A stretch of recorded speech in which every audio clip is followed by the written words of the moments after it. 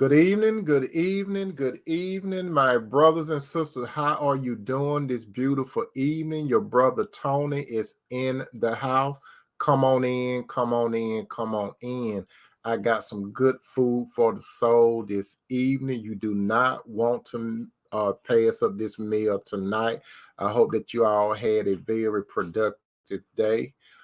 Tomorrow will be over the hump day, so if you can get through the night, you will get over the hump through the help of the Lord. So come on in, brothers. Come on in, sisters. You are going to enjoy this meal tonight. If this is your first time at the dinner table, allow me to introduce myself. My name is Tony M. Toomer, and I talk on relationships.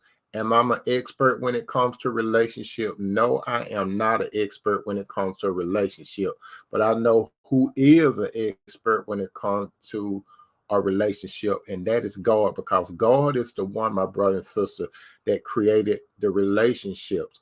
God had a unique relationship with the man Adam. He had a unique relationship with the woman Eve. He he brought the woman to the man. That's a key component when it comes to a relationship, my brother and sister. God brought the woman to the man. He brought Eve to Adam. He did not bring Adam to Eve. So that's what you need to understand, my brothers and sisters. So come on in, come on in, come on in. How you doing, Sister Parker? Welcome to the dinner table, sister. I'm glad you're here.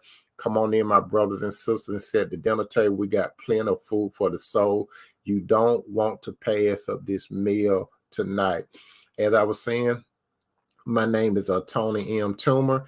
If this is your first time at the dinner table, I do expound, not explain relationship, and I'm not an expert on relationship, but God is the one that created a relationship, and God has a pattern in his book called the Bible when how God preferred for a relationship to be. As you notice, my brother and sister, at the beginning of time, God created one man and he created one woman. How you doing, Sister Bree? Welcome to the dinner table. God did not create two men at the beginning for whatever reason he chose. He did not create two women at the beginning. God did not create one man in a plural of women. He didn't create one woman in a plural man. God specifically chose and created a man and a woman. He specifically made a male and a female. And as you know the story, my brother and sister, God brought all the animals to Adam. He brought male and female. He brought Mr. Dog and Miss Dog, Mr. Monkey and Miss Monkey, Mr. Elephant and Miss Elephant. There was a female and a male, or a male and a female. If you understand it, that's how God created the relationship, my brother and sister. So this is what I'm going to expound on, or I'm not going to explain about. This is what I'm going to expound on more this evening if you're at the dinner table. Okay. Now, if you look at the menu, my brothers and sisters, I'm going to talk about when God brings the right woman into the life of a man. Again, on the dinner, on the menu for tonight, when God brings the right woman into the life of a man. And I'm going to start it off with this appetizer. When we go to God's word, but before we go to God's word, my brother and sister, I'm talking on two different platforms this evening. I'm talking on the book and I'm talking on the tube. Those of you that on the tube, I make a comment to those that are on the book. You may not see their comments, okay? And vice versa. Those of you that are on the book, I may make a reference to the sisters or brothers on the tube. You may not see their comments, but we're all family here, okay, my brothers and sisters?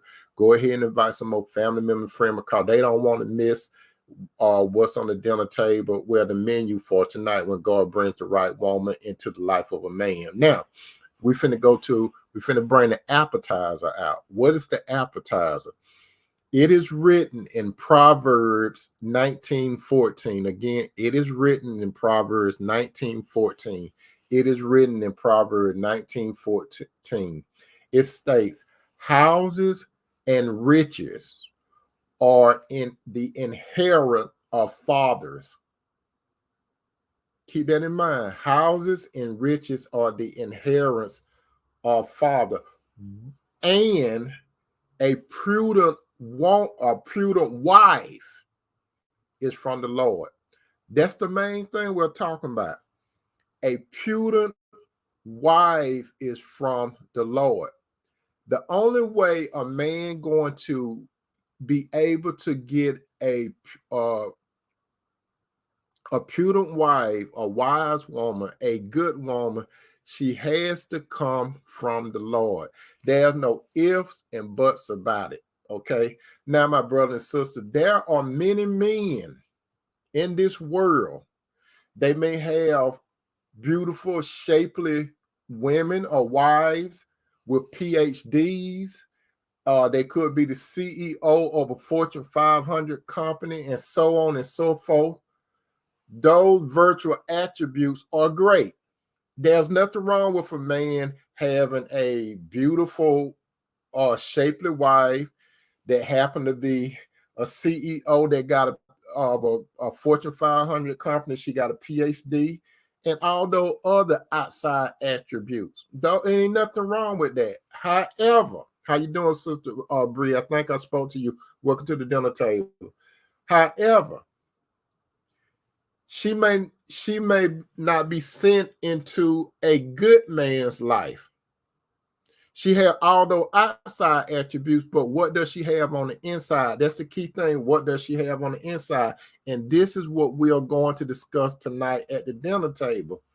When it comes, my brothers, when it comes, my sister, to a good woman being placed in the life of a man, he doesn't go looking for her. You got to understand that, my brother and sister. A man doesn't go looking for a woman. Some of you think that a man go looking for a woman. Some of you think that a man go pursuing a woman, going chasing a woman. No man, my brothers, no man, my sister, goes pursuing after a woman.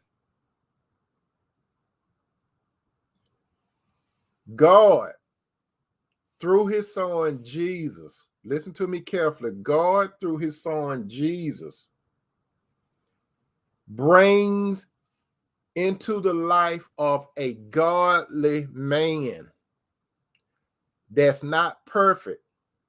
He brings the right woman that's already wife made to come into his life. You understand that? God brings into a prepared man through his son, Jesus Christ. The man is prepared, but he's not perfect. God brings a woman to a man that follows him. If the man doesn't follow God, God does not bring the right woman to a man. God never brings his daughters to a wrong man. If a woman happens to be a daughter of God and she gets with the wrong man, she willfully made that decision outside of God. She didn't wait to God to cause the man to find her. So what does that mean? How you doing, Sister Cynthia? Welcome to the dinner table. By the way, you brothers and sisters that's at the dinner table tonight, do you see me as being clear? You know, give me a 1. If you see me as being clear at the dinner table, give me a 1 because I know on last night broadcast I was kind of fuzzy looking when I looked at the replay.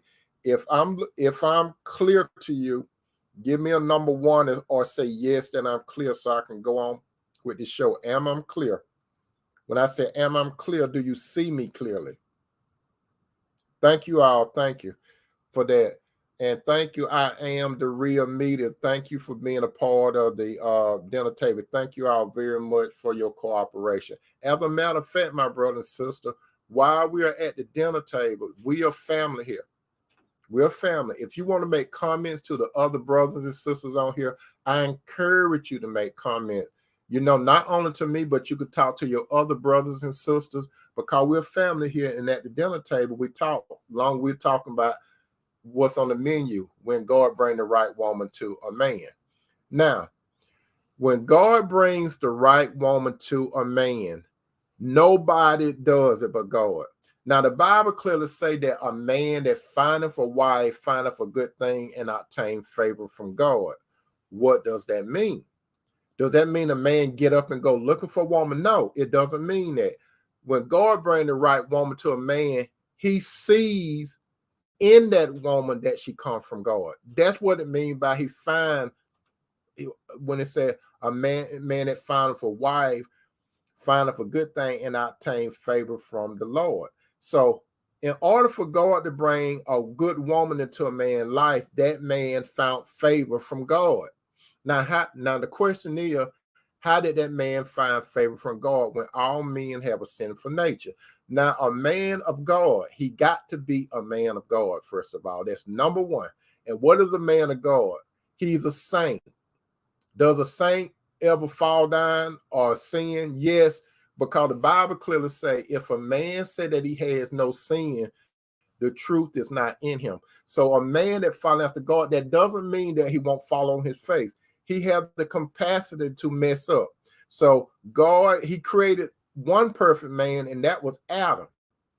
But Adam fumbled the ball. So every man and every woman that come from the seed of Adam is short on perfection. And when I say short on perfection, we mean character. Okay. But this man, he has a heart for God.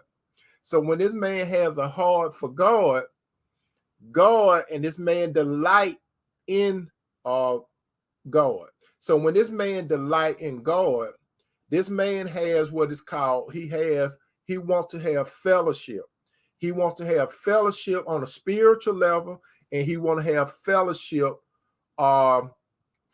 with his soul. Okay. So when God looked at Adam, when he looked at Adam, God knew that Adam and him had a good relationship. But God is the one that clearly said it's not good for man to be alone. I will make for him a helpmeet. God made that statement. Adam didn't. We got to understand that Adam didn't. What everything that Adam was doing, he was delighting in the Lord. Understand? So he was delighting in the Lord, but the Lord seen that Adam had a desire. Adam may not knew that he had that desire. And then again, he probably did know that he had a desire. And I always tell you this, my brother and sister, a man should know whether he is made to be a husband or not. And it's very basic, it's basic physics. If a man have an urge to be with a woman, listen to me two more times. If a man has an urge to be with a woman, nature in itself tell him that he should be married. The man is either going to be without affection for a woman or not. Okay. Everyone was not built like Apostle Paul. Okay. But if a man has a desire for a woman, the basic desire for a woman tells a man that he should be married. God did not create a man that have a desire for a woman to just go with a woman. He did not have a desire. He did not give a man a desire for a woman just to play with a woman. God specifically created a woman for the right man. God did not create all women for all men. You got to understand that. God only brings the right combination together. And what is the right combination? That man is a godly man.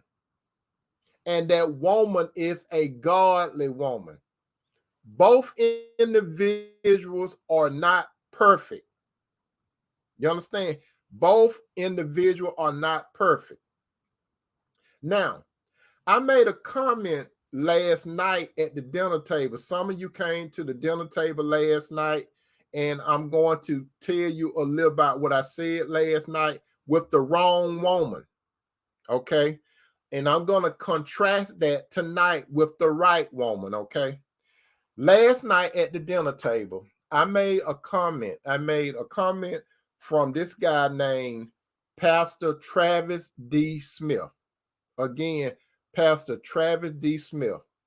He had 3 signs of a bad woman, and we call these the 3 A's. He listed appearance, he listed attitude, and he listed action. Now, what I'm going to do, based on what Pastor Travis D. Smith said about a bad woman, I'm going to come behind him and contrast that with a good woman. You follow me? I'm going to contrast that with a good woman. Travis D. Smith said, number one, the number 1 A is appearance. A worldly woman, listen to me carefully, a worldly woman, you could tell a worldly woman by how she dressed. This is the number one of the top A's, because men in general they go a lot by appearance, because the Bible clearly say that man go by the appearance, but God goes by the heart. So the man in general, even though he's a spiritual man, he still got eyes to see, right? So appearance, how a woman dress. Now, the appearance could be the outward appearance, and it could be the inward appearance. Now, a woman, a not too good woman for a man, she strictly think about her outside. Pastor Travis D. Smith, he said this, how she dress and draw attention away from who she really is on the inside. This is a worldly woman. She's a bad woman. This is not a woman for a godly man.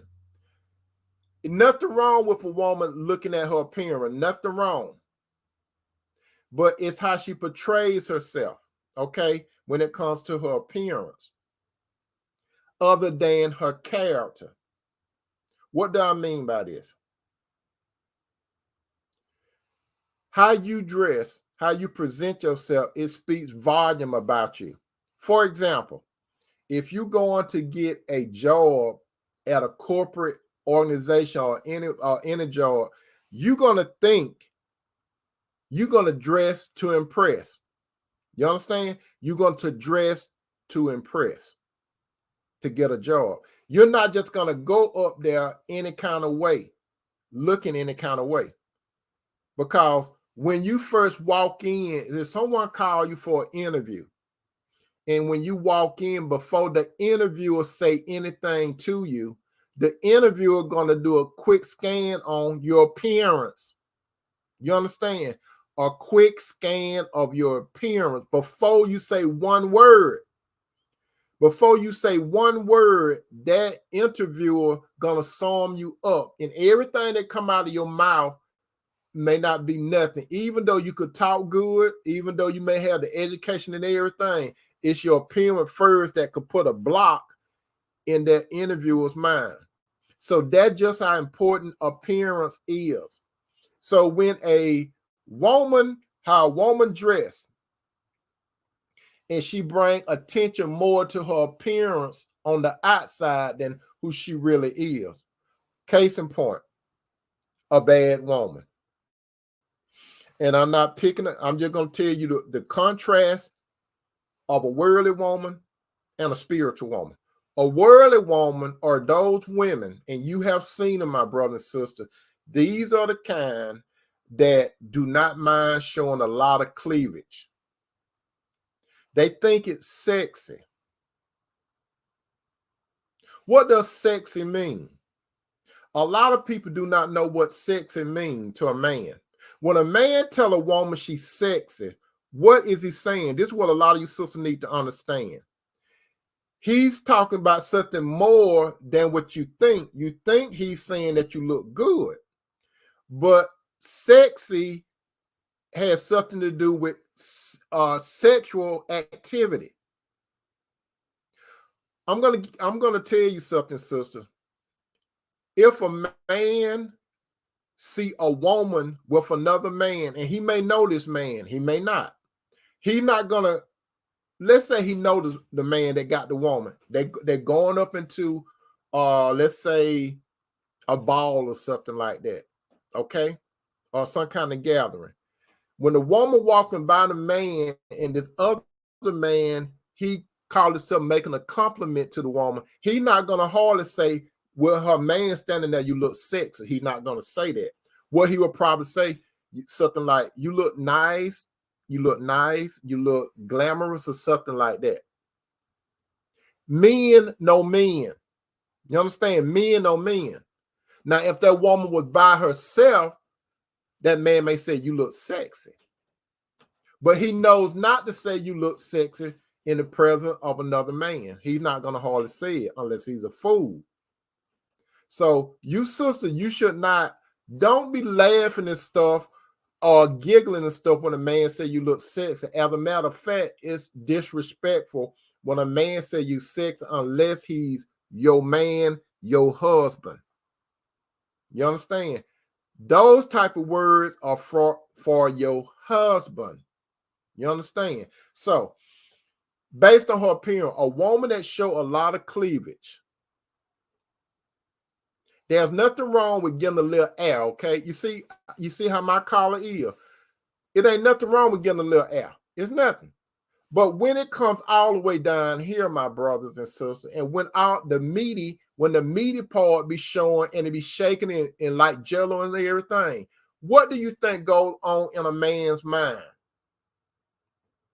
What do you really think goes on in a man's mind?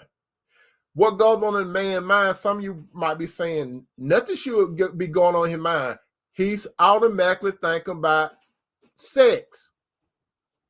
Physical sex, it ain't got nothing to do with that woman. He thinking about probably putting his hands on it, grabbing it, or putting it in his mouth. How you doing, Sister Cheryl? Welcome to the dinner table. So you just need to understand that. Or is she showing a lot of skin and stuff? What does that do? That incites the man sexually. Because men are visual. That's what you sister need to understand. There's nothing wrong with looking good. But you don't want to look like a street woman. You don't want to look like no classic street woman. You want to look like a glamorous woman. You don't want the outfit to make you. You want you to make the outfit. So in contrast, the appearance, a lot of women that really try to get men's attention by their appearance, is something on the inside psychologically wrong with them. They are missing something. And they're trying to get attention from men plural, not a man. On the flip side of the coin, when it comes to appearance, this is what Peter said. This is the spiritual, this is the spiritual part from the inside. The difference is, as it is written in 1 Peter chapter 3:4. 1 Peter chapter 3:4. It said, but let it be the hidden men of the heart. Peter talked about the inside. He said, let it be the hidden man of the heart, in which is not corruptible. He's talking about character in the woman. He said, even the ointment of a meek and quiet spirit, which is in the sight of God a great price. Thank you, Sister Sherry. You understand? Peter said, let it be the hidden man of the heart. That's from the inside.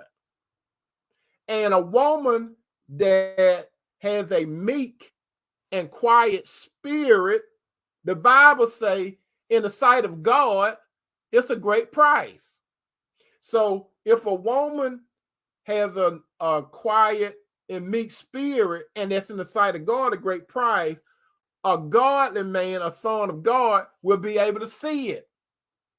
Even though godly men may look at a woman from the outside, he more impressed on what's on the inside of that woman. I'm going to give you an example. And some of you have heard this before. My wife up there. To me, she a beautiful woman. She's a beautiful woman when you look at her on the outside, but she's more beautiful on the inside. Okay? When I first met her, I gave her a compliment. I said, "You look very nice." And she started giggling and smiling and everything. But I said this to her. I said, "You look nice, but I need more. I'm looking for something more than how you look on the outside." And she basically said, "What you're talking about?" I say, "I have to know how you think." That's what I told her. I said, "I got to know how you think." Because in my past, I have dated, if you want to go by the outside, I have dated beautiful women, shapely women, and got the world stuff. I have done that. I have done that. But that is vain. Just because there's nothing wrong with a woman looking beautiful. There's nothing wrong with a woman looking shapely. Nothing wrong with none of that. But what's on the inside of that woman is what counts. Because you see, as she age, like a man, as he age, she's going to change. A godly man knows this. You see, worldly men that are caught up on the outside, if a woman gain a few pounds and keep a few pounds, or she develops cellulite and he's hooked up on phonics, the physical phonics, he's going to look for something else, which is superficial. But a godly man, if a woman a change on the outside, it ain't what's on the outside. It ain't overall important than what's on the inside. You follow what I'm saying? So the appearance for a godly man is a meek and quiet spirit, because he knows that in the sight of God, it's a great prize. So when God brings the right woman to a man, he say, "Now I got something. I got something that I could work with. This woman, she got something that I need, not want, but what I need in my life." That's appearance. For those of you that are coming in, you was at the dinner table last night when I mentioned the 3 A's from what Pastor Travis D. Smith said. So tonight, I'm bringing it back up from the dinner table last night, but I'm going to contrast it with the right woman. Okay, how you doing, Sister Deborah D. Smith? Welcome to the dinner table. Now, the second thing that Pastor Travis D. Smith listed after the appearance, he said attitude. I'm going to give you the attitude of a worldly woman in contrast to a good spiritual woman. Now, the attitude of a worldly woman, as stated by Pastor Travis D. Smith, he stated, and I'm, basically, she's like the boss lady. Those attitudes, you all know what I'm talking about, the boss lady. She will claim that she's strong and independent. She stays in the street more than home. Let's stop right there. She stays in the street more than at home. She stays in the street more than at home. She stays in the street at home. Now, she is subtle of heart. She's deceitful. She's sly, and she's cunning. She has what is called the Jezebel / Delilah spirit. Even though she look good, even though she fine, she got that inward little thing, the Jezebel or / Delilah spirit. Some men like that stuff. Some men like women that do stuff like that. She's loud and stubborn. You ever seen a woman that like to debate a lot? When a man say something, these are the type of women say, "I got an opinion, and my opinion count." It ain't nothing wrong with a woman having an opinion, but I'm talking about a woman that always want to go backward and forward. Not only does she want to go backward and forward with men, she's so opinionated, she want to go backward and forward with women. And she will get loud, privately and in public. Don't let no alcohol, too much alcohol get in them. It's on and popping. Now, as it is written in Proverbs 7:11. Proverbs 7:11. Proverbs 7:11. Now, I'm not talking about the stove 7:11, but Proverbs 7:11, it says, she is unruly and defiant. And here go the key thing, what Proverbs say. Her feet never stay at home. It said her feet never stay at home.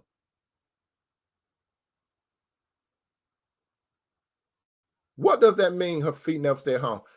Now, listen to what I'm saying. There's nothing wrong with it. Have you all ever seen a woman that every time you see her, she out in the street more than she at home? There's nothing wrong with a woman going out.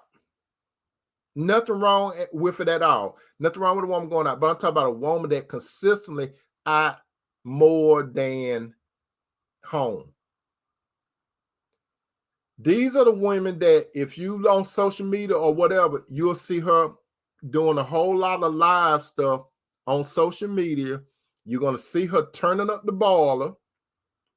You all know what I'm talking about. She would be at the club. Am I saying anything wrong with the club? I didn't say nothing wrong with the club. What I'm saying is you will see her a lot. You're going to see her a lot in club settings.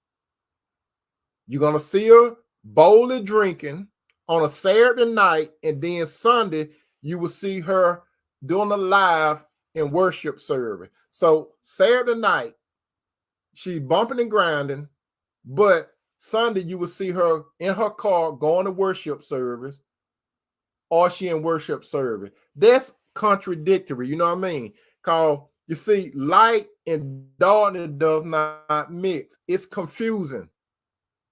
God, you know, she is a woman that, I'm going to get to that part about unsettled shortly. She has a very rebellious heart. She will vent and rage to those who warn her about the consequences of her ways. She's like that with her girlfriends, and her girlfriend probably talk about her behind her back. She does it to her co-workers. She tells everything she knows. Everybody know about her life and her man friend because she tell it all. And let me tell you this. A woman that tell a lot of things, and I'm not coming down on women, but the point is I'm talking about when God brings the right woman into the life of a man, okay? So I'm doing the contrast too. She tell a whole bunch of stuff on social media too. How you doing, Sister Tierra? Welcome to the dinner table. She talk too much. A woman that there's some men that talk too much, but we ain't talking about men on this at this point. She talk too much. I'm gonna tell you, some of you sisters, if you got a girlfriend that tell you everything about her man, she tell you everything about her children, she tell you everything about her friends, you better believe whatever you say or do, she's gonna tell that too. She's gonna tell it. She's gonna tell it. If she don't care about sharing secrets, what her family tell her, or her inner circle tell her, and she tell you their secrets, what secret can you tell her and she gonna keep it? You're not no exception to the rule.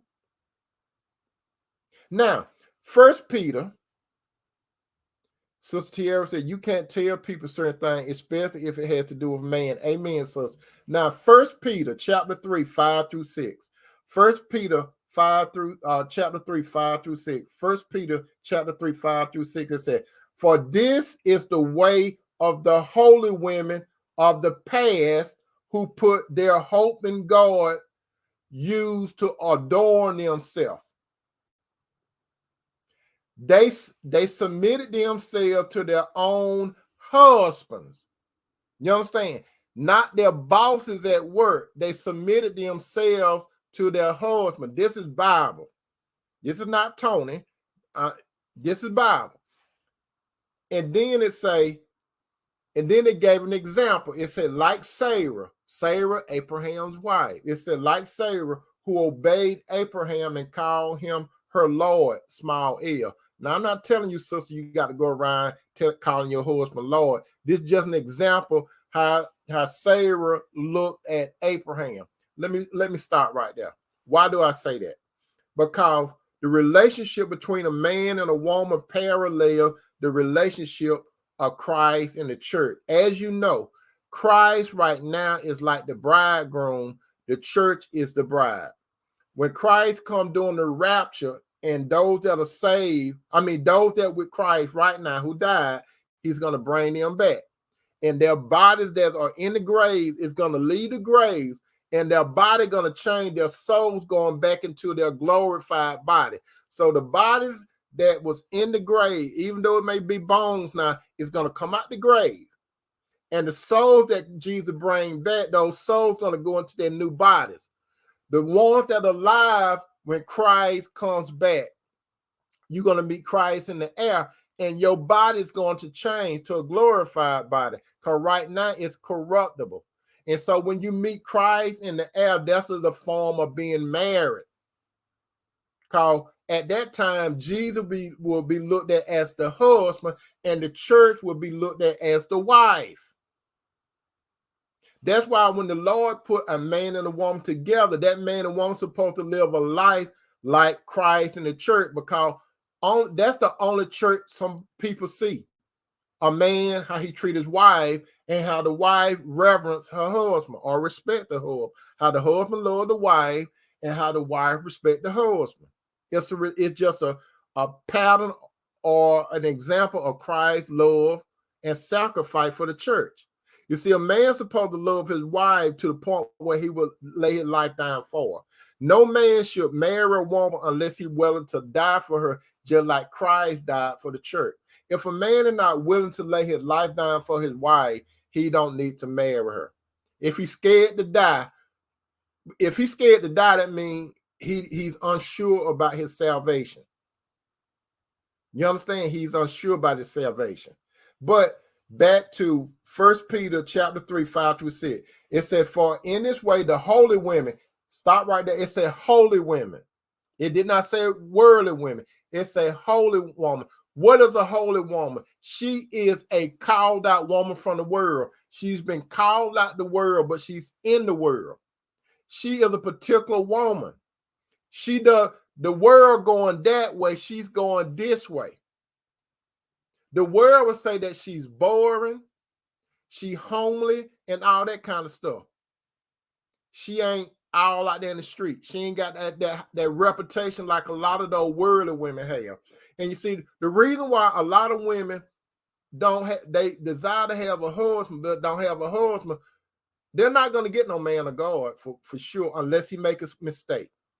The only way a worldly woman going to get a godly man, unless he got that Samson spirit working within himself, that lustful spirit thing, or like Solomon, running after woman. That's the only way he's going to do it. But if a man after God, he's going to steer himself away from a worldly woman, because he know if he be with a worldly woman, she's gonna have him up and down. She's going to confuse him. She's going to take away his peace. You see, a worldly man, he desire a woman for peace. So when a worldly man, when a holy man come home, or a man of God come home, he coming home from the world, whatever he face out there, because his house on the inside is a home, because his wife, she's the heart of the home. The husband is the head of the home. The wife is the heart of the home. The husband leads. The woman guides. A man could, let's look at it from a practical sense. A man could buy a house, but the woman dressed the house. You follow what I'm saying?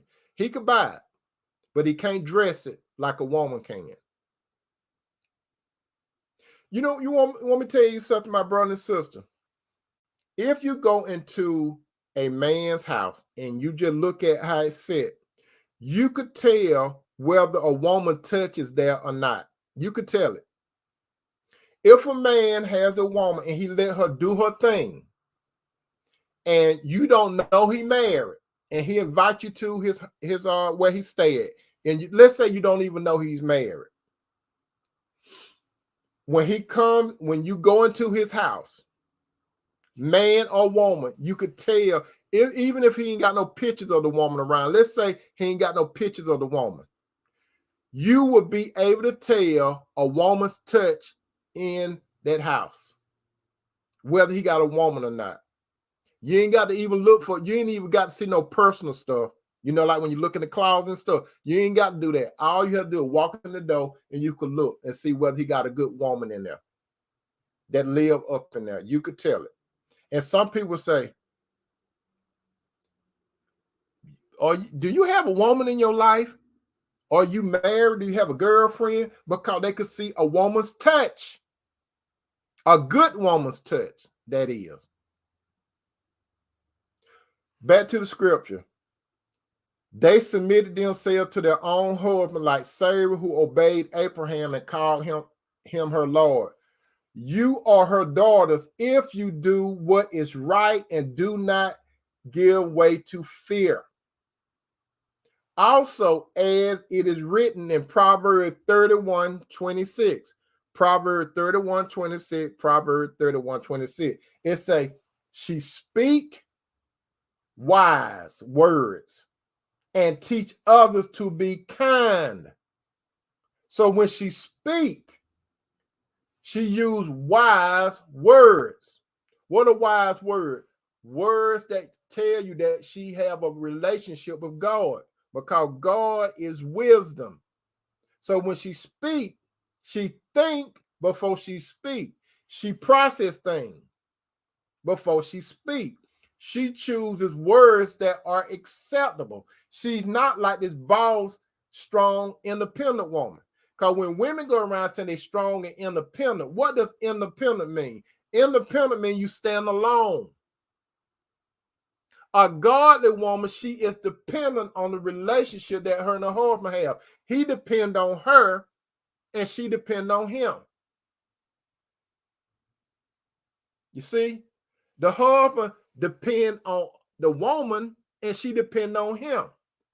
No man can deal, no real man can deal with a woman that a boss lady attitude and she call herself strong and independent, because she really ain't strong and independent. She got too much testosterone in her. I'll put it that way. Now, a woman that's a lady, listen to what I'm saying. A woman that's a lady, she got more power and pull without saying she's strong and independent. Because a woman that got herself together, she don't have to go around telling people I'm a boss lady. She doesn't have to go around telling people I'm a strong and independent. She don't have to say that. The word she used and how she moved would tell people that. A woman, a very feminine woman, got power. A very feminine woman has power.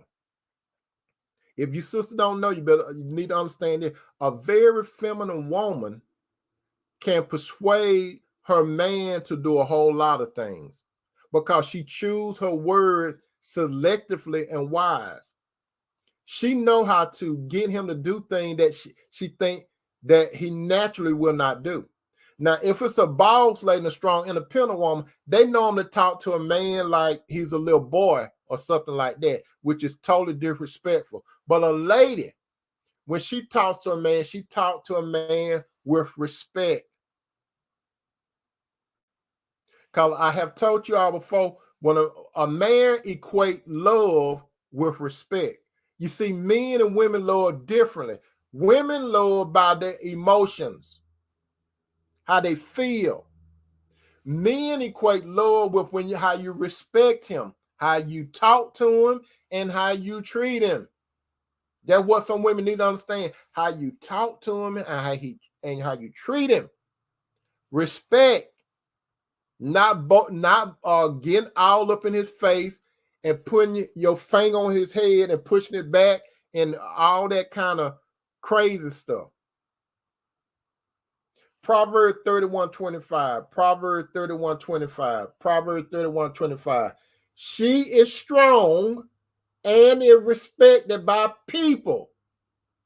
She looked forward to future with joy. Check that out. You see, this particular type of woman in Proverbs 31, verse 25, it say, she is strong and is respected by people. Brother, if you have a woman that is respected by people, you got a good woman. And she doesn't have to be Michelle Obama. You understand? She doesn't have to be Michelle Obama to get respect. All she have to do is have the spirit of God in her. Like Ruth. You all know the story of Ruth. Ruth's husband died. She was a Moabite. She went back to the homeland with her mother-in-law, Naomi. Ruth had two things on her mind.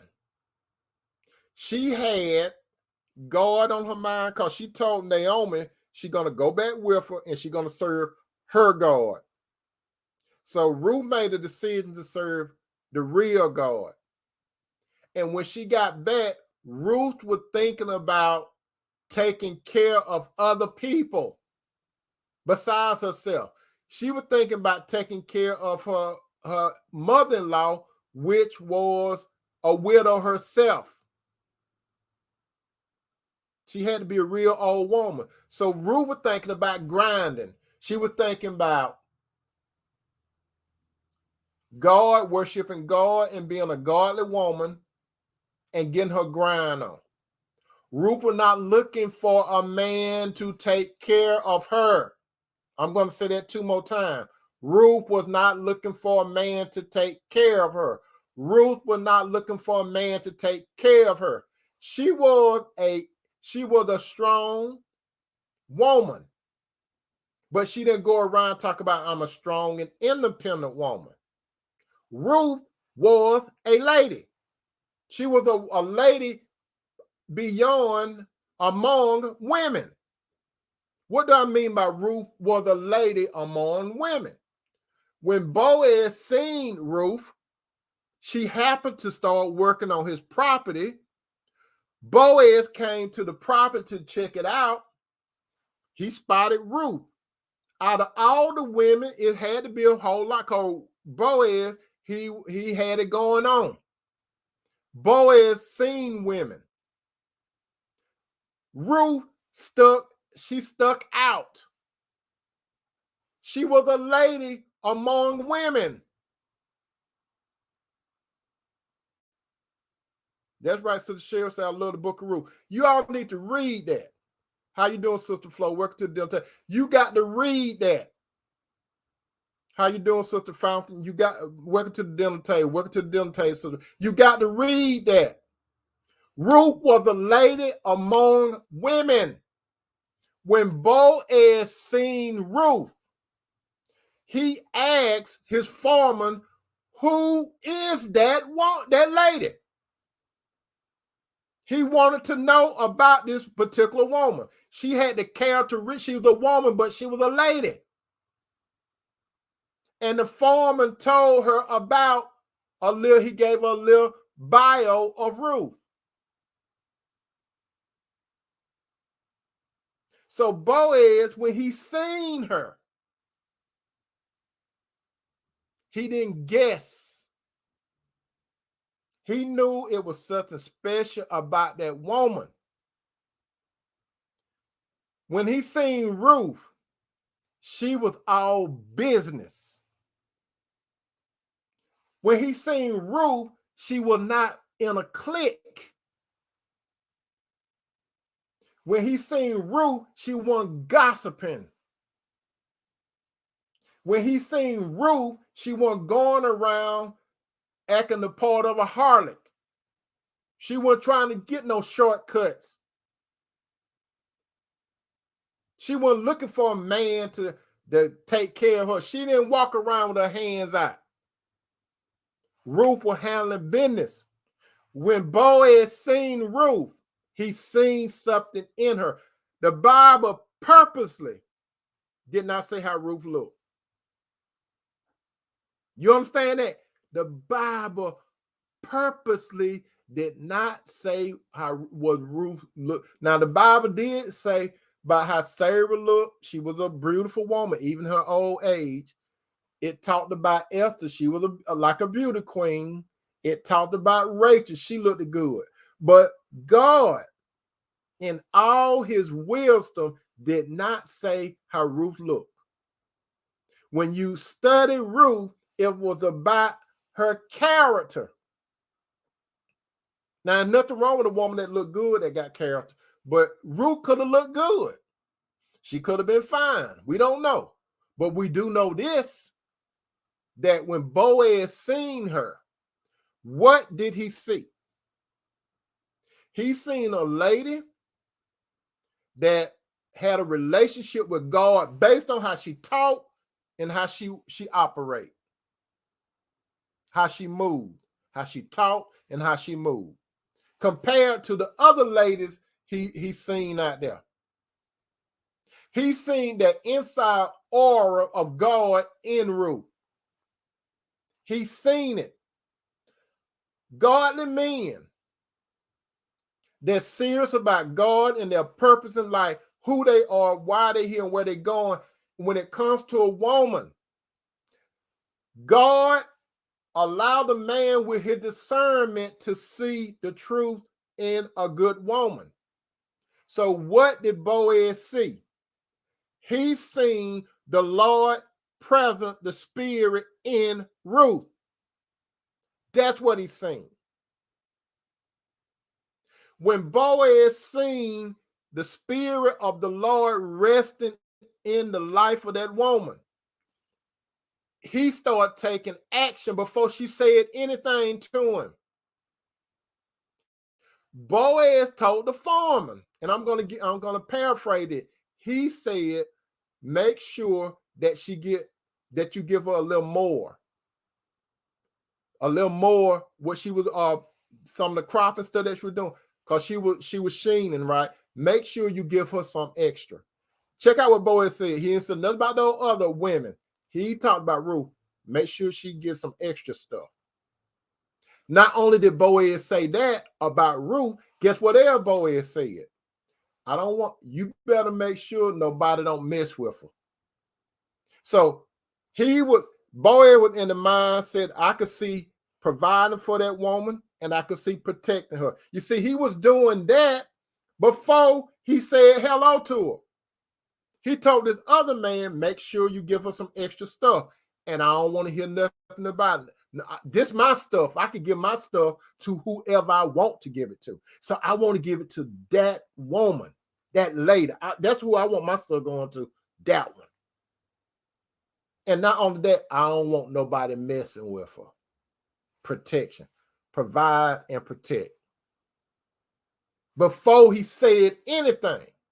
And then when he said something to Ruth, Ruth was wondering, why are you saying something to me? I'm paraphrasing there. All these other ladies out here, why am I so special? Boaz knew why she was special. She was a woman, but she was a lady among women. What did Ruth do? She had to share the good news with somebody. She went back home. She couldn't wait to get off from work. She went home. I could just imagine Ruth. She was blushing and stuff while Boaz was talking to her, and I could just see the other women. They were snoring at Ruth. You know how the other women were probably doing. They were just snoring at Ruth. Talking about who she thinks she is. Who she supposed to be? Where's she from? You know how some women do. Worldly women will probably, and you know how people do, especially worldly women. They're gonna be talking in the little cliques. They gossiping and stuff. And Ruth didn't even want no part of the gossiping sister. Ruth said, I'm going to do my thing. I'm coming here to do my time, and I'm going home. Ruth said, I'm not here to make friends. You my co-worker. We're not friends. You my co-worker. I can imagine Ruth had it down pat like that. Look, y'all can do whatever y'all want to do, but I don't want no mess. So Ruth went home and she told Naomi about this man. And Naomi, while Ruth was talking, Naomi, she was doing like this. Who you say this man is? They call him Boaz. Is that Boaz? He related to us. It was no coincidence. It was no coincidence. God, through his providence and his all-knowing, he set Ruth and Boaz to meet up before they was created. You got to understand that. He set Boaz and Ruth up to meet before they were created. Because let's go back before time. Don't you realize, my brother and sister, that before God created Adam and Eve, he already knew they were going to sin. It did not take God by surprise. Before he created Adam and Eve, he already had a redemption plan. The plan was in motion for Jesus to come die for us. So don't ever think, my brother and sister, that God, it just surprised God what Adam and Eve did. It did not surprise him. So some people will say right now, well, Tony, if he knew Adam and Eve were going to do that, why did he make them? I don't know. Why don't you ask God?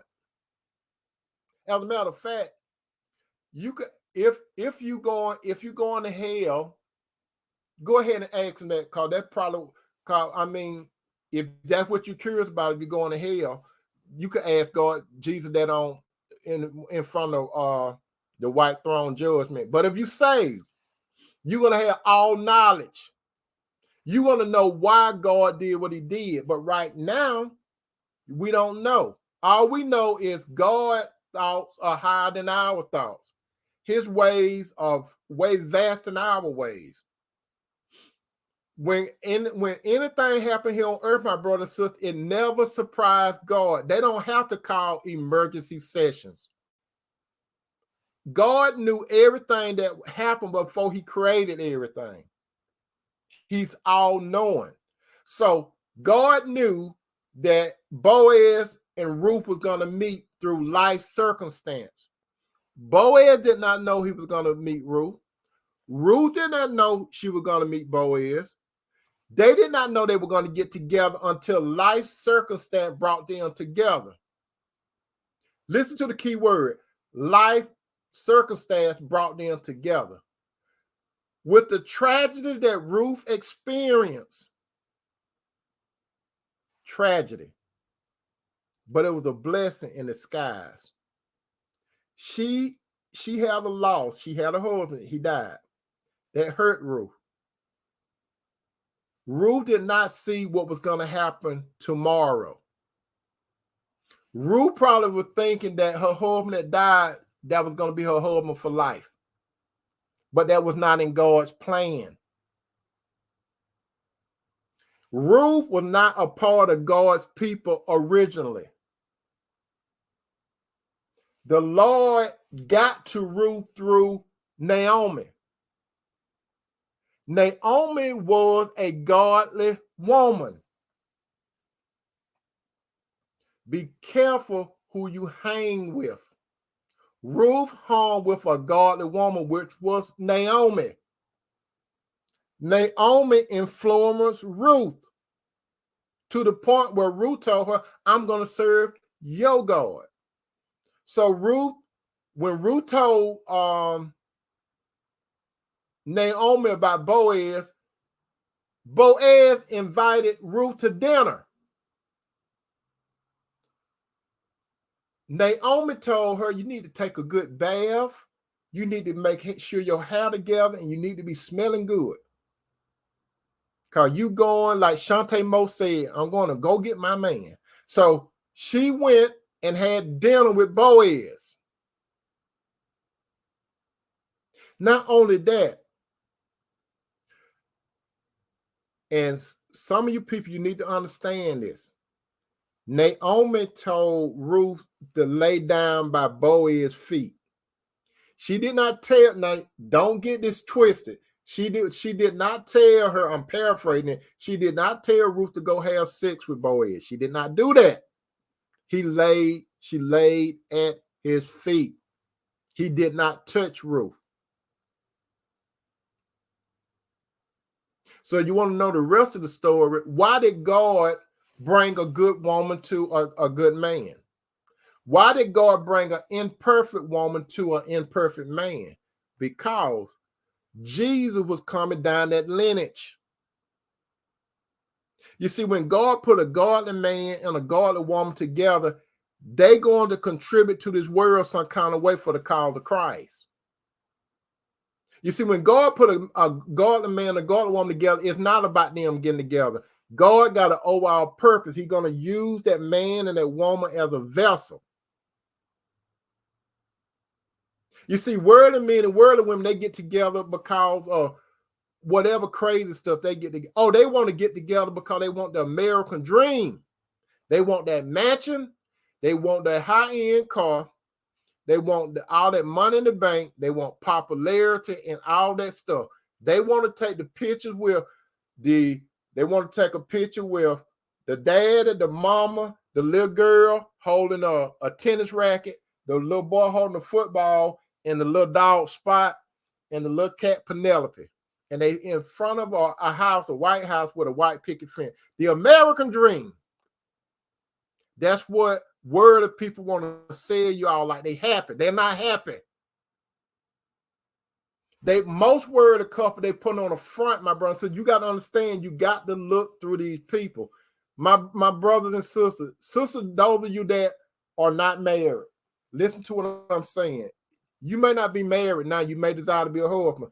Don't envy worldly women that seem like they got it all. They cry at night. You know how I know? Because I do consultations, right? And there's a whole lot of women that got the stuff going on, and some men that got it on. They smile in y'all face, but they're not happy. They got the world's good, but they're not happy. You know why they're not happy? They don't have the Lord in their life. That's why. They don't have the Lord in their life. They pull up a whole bunch of front. My brother and sister, a whole lot of people that you see on social media, a whole bunch of couples that you see in public that smile and shine, they ain't happy. They put on front. Believe me, they put on front. If God is not there, they can't be happy. They can't be happy. They can't even love one another. They use the word love, and they don't even know what love means. They think love is like what Tina Turner saying. Love is a secondhand emotion. That's what they look at love as. The man may say, I love you. A worldly man tell his worldly wife, I love you. A worldly woman tell her husband, I love you. They don't love each other. They don't even know what love is. They can spell it, but they don't know what it means. The only way they can understand what love means, they have to have an individual relationship with God, and they have to have a relationship with God collectively. If they don't have God as the foundation of the relationship, there's no way a worldly man or a worldly woman can love God. There's no way God bring a worldly woman to his son. There's no way God called his daughter to be found by a worldly man. If a godly man mess up, he mess up on his own. If a godly woman mess up, she mess up on her own, because God gave her a free will. Number 3, action. According to what Pastor Travis D. Smith said when I went over it last night, I've given you the 3 A's of worldly women, but tonight I'm contrasting with a godly woman. First, I say appearance. You know how those worldly women dress. You know, they like to show everything, right? Because they're looking for confirmation. God, and they don't stay. Yeah, they looking for confirmation for other men, but godly women. The Bible says in 1 Peter 3:4, 1 Peter 3:4, 1 Peter 3:4, but let it be the hidden man of the heart, which is not corrupt, even the ornament of a meek and quiet spirit, which is in the sight of God a great pride. That's what godly men look for. Number two, I say attitude, right? The boss lady, the strong and independent, they loud, they don't stay home, they stay in the streets. What do the Bible say about that? In Proverbs 7:11, Proverbs 7:11, it says she is unruly, defiant, and her feet never stay at home. That's what God said. Her feet never stay at home. You see those women that be on social media stuff, they be gone all the time. They make it seem like they happy. They party all the time. Don't get jealous. These women are empty. If they had a good man, they would stay at home sometime because they would want to be in the company of their man. They will understand what God said, that this is what God said. It is written in Genesis 2:18. Genesis 2:18. Genesis 2:18. It said, the Lord God said, it is not good that man should be alone. I will make him a helpmeet for him. They missed it. They missed the boat.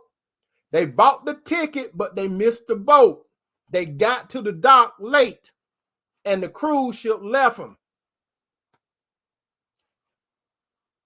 Hasta la vista, baby. That's what happened. Number three, action. Number three, action. She is unsettled, focused on her carnal desires at the sacrifice of her marital vow and home, or to say it differently, she's in the street or on girl trip. Don't take that wrong, because that's all she can do, because she ain't got nothing else to do with her time. You ever see one of these ladies that all they do is like to hang around ladies? You ever seen that? All they like to do, I'm not saying they going that way, but that's all they got. No man don't want them. No godly man want them. They in the streets. They're for the streets. Let me tell you this. Proverbs 14:1, it says, a wise woman build her house, but with her own hands, the foolish one tears it down. Listen to what Proverbs 14:1. Proverbs 14:1. Proverbs 14:1. It said, a wise woman build her house. How's she going to build a house if she's in the streets?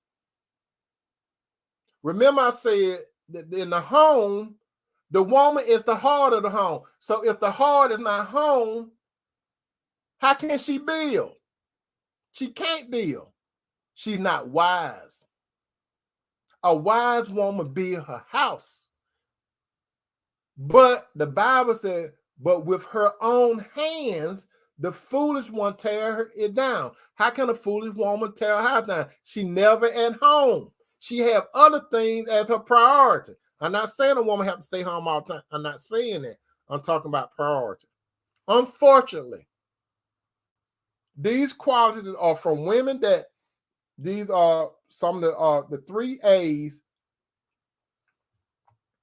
the bad appearance, the bad attitude, and the bad action. Unfortunately, these qualities are from women who know not God. They know about him, but they don't know him. It's a difference between by knowing someone and knowing about someone. Ungodly women, they may even go to worship service, but they're going for show. They don't know God. It's part of the program to make themselves look good. You know, the one like I just told you on Saturday night, when you look at the book or whatever, you see them backing that thing up on Saturday night. And then the next day, Sunday, they want to get on, they want to tell you Bible verses, and then they want to let you know they're going to worship service. Look at the contrast. You shaking your thing tonight, and now you hold it the next day. Total contradiction. Godly man could see that. Worldly men is okay with them. Godly men don't want no part of it. Godly women know God. They don't only know about God, they know God. She was designed especially for a man of God, a spiritual woman. She was And in 1 Corinthians 11:9, 1 Corinthians 11:9, 1 Corinthians 11:9, a godly man know this.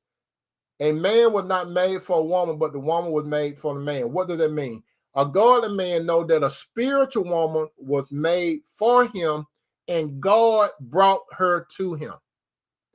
A spiritual man always give God credit if he got a good woman.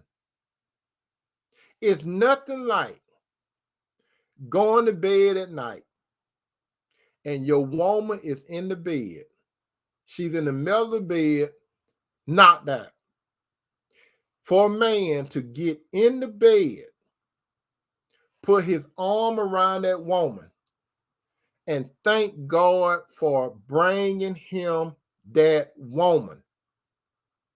Only men that appreciate the woman in their life and they recognize that God brought that woman to them. When they see that woman throughout the day, he smiled at her. He complimented her character on the inside. He complimented her how she looked on the outside. He give her encouraging words. He builds her up. He makes sure that she's straight. He don't hold no grudges against her. He don't say things to break her spirit. If he has something to say, it ain't no such thing as constructive criticism. That's a bunch of bull. When you hear people say constructive criticism, that's a bunch of bull. You see, when you talk to people, you're supposed to say things that lift them up. If you ain't got nothing good to say, if you're going to break them down, don't say nothing at all. Don't say nothing at all.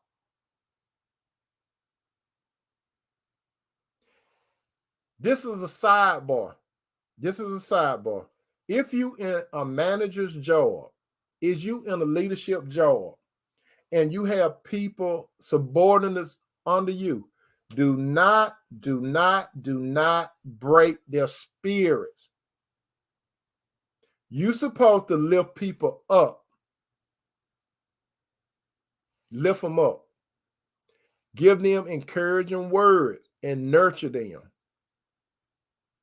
You ever notice workplaces, this is a sidebar, you ever notice workplaces, you see in the paper, they consistently hiring people. Don't let that fool you. That's a front. Why do you see some company that they consistently hiring people? You know what that means? They got a high turnover rate. It's not that they're growing. It's not that they're growing. They got a high turnover rate because how they treat people. When you actually get in there, some people at some company that I know, they may pay them good money, but those people go through some tribulations working for the company. Yeah, they pay you good and stuff, but they are overlords. They treat these people bad. They keep up with their time. They even got some of these companies, believe this or not, my brother and sister, these people have to punch in when they go to the bathrooms. Can you believe that? You working at a job and you a grown man or woman. Let's say you actually working good and you serious about your work. There are some places that they give you 5 or 7 minute bathroom time. Can you imagine that? You got to go to the bathroom, but you got to clock out restroom break. That's stupid. The people that come up with those rules, it doesn't apply to them. They go to the bathroom. They don't think about, I got to get off the toilet between 5 and 7 minutes. They don't do it. Those rules don't apply to them. I use that to say this. When a man have a good woman, he don't do stupid stuff like that. He give her freedom to be who she is because he knows she's a godly woman and he knows that she's guided by God. He don't put no time limit on her because he knows she's going to do right. One thing about godly women, let me tell you one thing about godly women, some of you brothers. Let me tell you something about a good woman that God brings to you. She's going to love spending time with you. She's going to love spending time with you. She will rearrange her schedule to be with you. You are her top priority after God. She will rearrange her schedule just like you rearrange your schedule to be with her. Case in point. And I have said it before. Some of you have heard me say it before. When I go to the football game with my brother, okay? When I go to the football game, my brother, he got tickets, right? Ellison, my brother Ellison. So he will say, Tony, I got some tickets. We're finna go to the game. And when we go to the game, we sit up there where the quote unquote big people at, and we be eating all that good food in the booth, right? That's what we be, that's how we be rolling. The only thing I have to do is pay for the parking. Everything is free. We go in the game free. We walk up some stairs. How we do it? Yeah, we walk up a few stairs, then we get on the elevator. We get on the elevator and we go up to the top. The elevator open. And then when you walk out the elevator, there are some ladies up there to greet you with some little stuff, right? You go in there, you see the little TVs up there, you see all that good food and some drinks and stuff like that, you know, and you have a good time, you chilling. But why am I telling you this? This is what, even though my brother, he said, let's go to the game. I want to go to the game. But before I commit to him, you know what I say? I got to talk to Cinderella first. It's not that Cinderella tell me what to do and what I don't do. It's because she may have plans. Even though I want to go to that game, she overrides my brother. I will call to Cinderella and say, hey, you want to do anything Sunday? She'll probably say, no, I don't want to do so. I said, well, I'm going to the game with my brother. She said, well, go ahead and have a good time. The same thing what she'll do. She'll do the same thing. She'll come to me and say, hey, we got something to do at this certain time. I said, no. Then she'll tell me, well, I'm going to do this. I'm going to do this with my friends. So I said, well, go ahead and have a good time. You see, the thing about it, she don't commit without coming to me with other people, and I don't commit to other people without going to her. That's how a good woman do it. A good woman, she not coming to me to get permission. She coming to see what I got planned, if I have any plan. That's called respect. Worldly women don't do that. Worldly women, if they girls say, let's do this, let's go shake our things at ladies' night, they'll come tell their man, me and my girl, we're going to ladies' night, and I'll catch you later. That's how worldly women do it. And you know what? And what look real bad for some of these worldly women, I got to just throw it out there. I don't care what these worldly women like what I say, but this is what I say. Have you all seen on social media stuff how these women, it's this little, you all know what I'm talking about. You know this little thing that they be smoking now? It's this long pipe thing. You all know what it is, what I'm talking about. It's the little pipe thing. They be at clubs and stuff, right? I don't know what you call it, vaping or whatever. But it's a long tube. And you see some of these women that go to quote unquote church, they'll be smoking those long things, or they be smoking cigars, and they be blowing it. And they think it looks so nice and gangster. All I look at is that's some stinking breath right there. You got the cigars and all that kind of stuff. That's all that is. Look good, stinking breath. But anyway, my point is, my brother, my point is, my sister, God will bring the right woman into the life of a man. God don't have step. So, brother, if you need a good woman, just delight yourself in the Lord, and he will bring the right woman to you. All you have to do is please God. He know you got desire, and he will bring the right woman to you. He will bring a woman to you that respect you, brother. He will bring a woman to you, brother, that will give you peace. He will bring a woman to you that will nourish you. He will bring a woman to you that will encourage you. He will bring a woman to you that know what the word T-E-A-M means, team. She know that she got a position to play. She know that you got a position to play. She know that y'all have to come out the same playbook, but you got different rules in a relationship. I hope you, brother, and I hope you, sister, got something out of this tonight.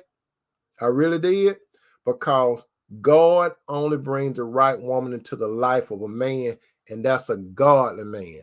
So, brothers and sisters, thank you so much for being at the dinner table with me tonight. You could take some of the carry out with you and share with some more brothers and sisters. I hope that you do.